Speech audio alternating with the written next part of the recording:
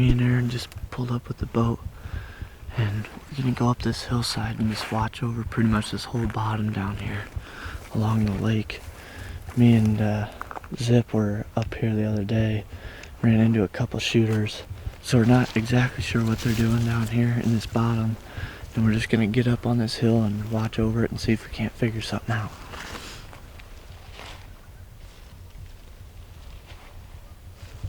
There's a deer straight across. I'm not sure if it's a buck or not. Looks like one. Can't you still see it? Yeah, he's just standing there feeding on something. Off of this tree is just to the left of it. Right here. Yeah, where that tall grass over there kind of cuts off. Oh, there's a real nice one, Aaron. Where? Right where I just said. Oh, I see him. It's real nice. Is he walking left or kind of back? They're walking kind of this way at $3. Yep, I see him.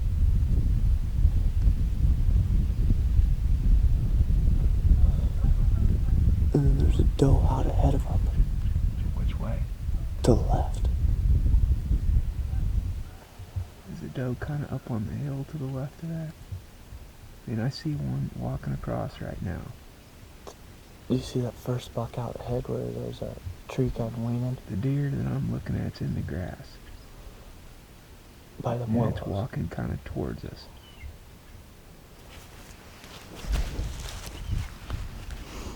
Yeah, the doe's like right off this tree here. To the left. Yep, see, there's two deer right there. Yeah. Alright, I'm pretty sure she's a doe. Those bucks are walking right at her. Yep. Yep, they're bumping her out, see her? Mm-hmm.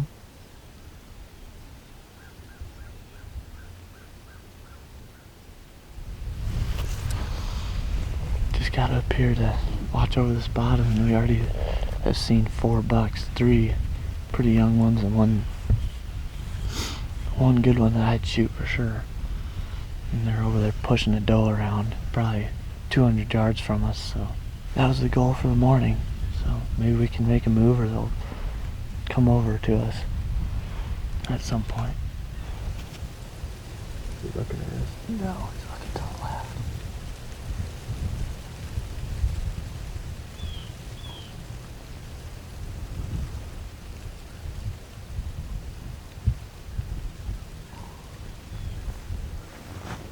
He's going to the left.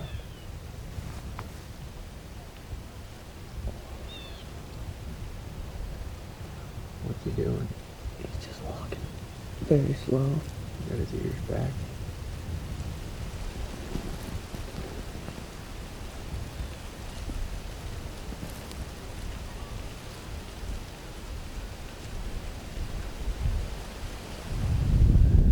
He's walking up towards that mile again. Buck's right over there. His doe's just off that pin up to the left. About 7:38 right now. 7:38 o'clock. 7:38 o'clock. And we got eyes on a lot of deer over across the cove, probably 200 yards from where we came up to observe. One real mature one that's just in there locked on a doe, and a couple 2-year-olds and a couple spikes and forkhorns that went on the same trail past this willow patch with a doe out in front of them that they were pushing around. So the mature one's in there with that doe in a real thick patch of grass and cedars and pin oaks. So we're assuming he's probably not going to go too far. He's probably just going to stay right around that area. We're going to go back to the boat, swing around on him, and try and come up this one edge and see if we can't get set up real close to him. We got some wind cover today, so hopefully we should be able to get close to him.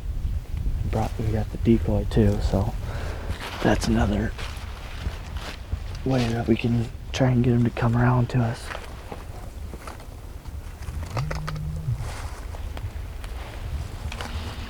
Well, we can still see that opening where that big buck and doe was at. Our boat's right down here, but you can see the line of trees, and then it kind of breaks off, and there's a couple smaller pin oaks in a little cedar tree, and then it picks up again right in that opening where there's a break in the trees. Right there. Right there. I think that they laid down because we can't see them anymore. How quiet do you think we can be getting in this boat down here? Got a little ice to deal with. Yeah, it depends how much ice we break.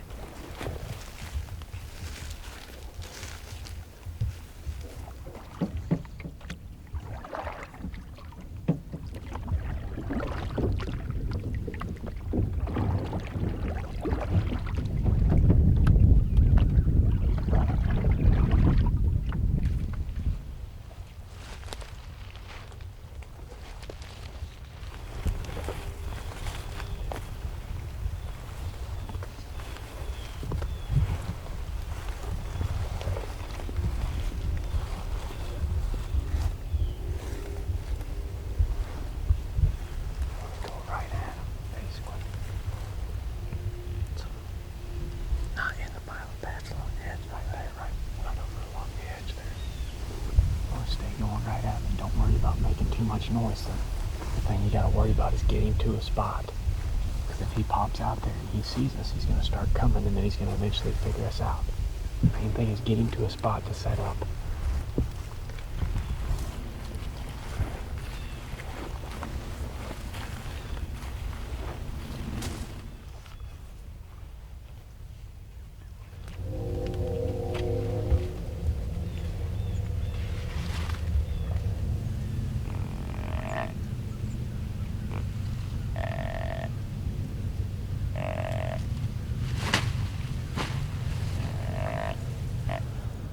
Me and Aaron have tried 2 different setups.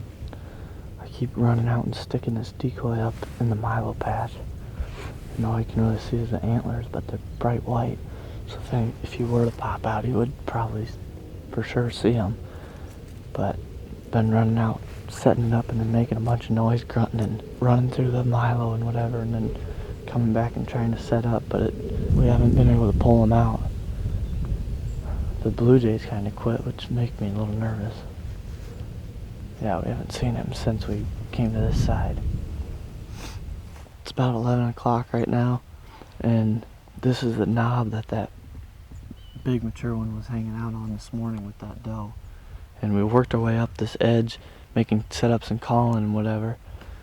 And there's a big patch of milo right on top of this hill, which we're assuming they're feeding in at night.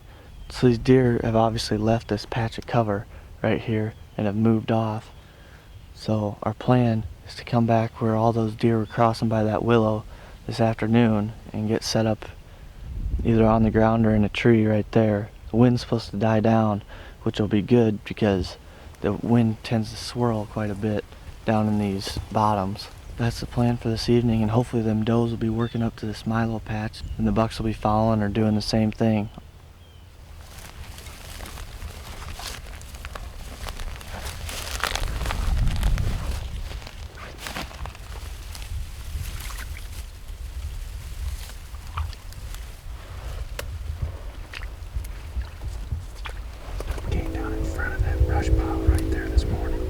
Most of them walked right through here and right up by those willows right there.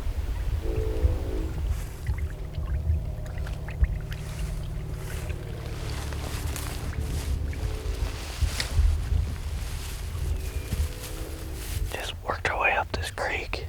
It's about 2:30. We were just standing here discussing what our options were for setting up with this trail being right here. And so we were debating on setting up right under this willow tree, falling over willow tree. But we're just gonna be right on top of them. We're gonna be done for if they do end up on this trail. As we're standing here, I saw a tail flicker. And so I glassed, and that buck that was with that doe this morning, the biggest one we saw, was standing right there, probably 70 yards away. And he just kind of worked his way away from us. I don't think he saw us or smelled us. We're thinking we're just gonna set up right behind all this cover in a tuft of grass with these ghillie suits on, and if they do end up coming down this trail, at least we'll have a chance.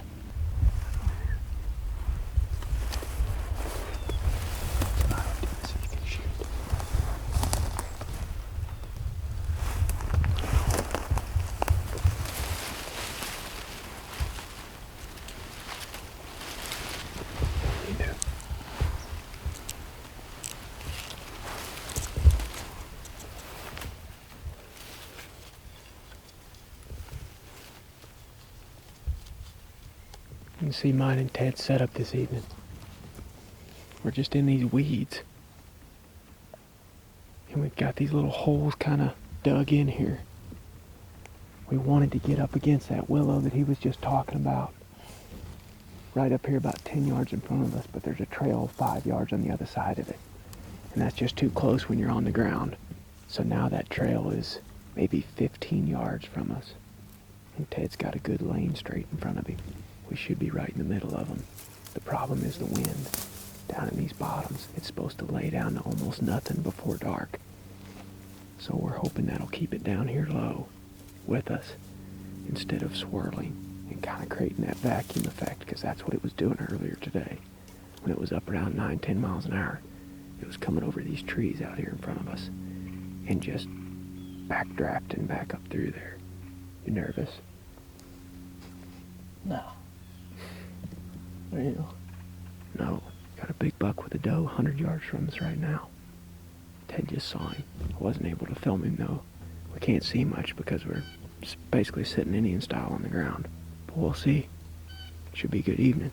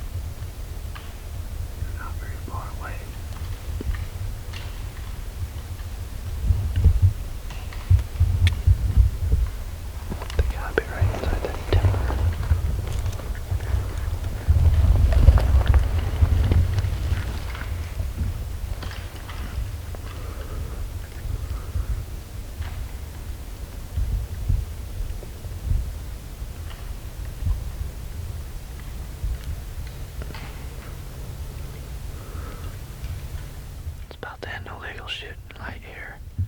And we had a pretty steady flow of deer coming through this afternoon.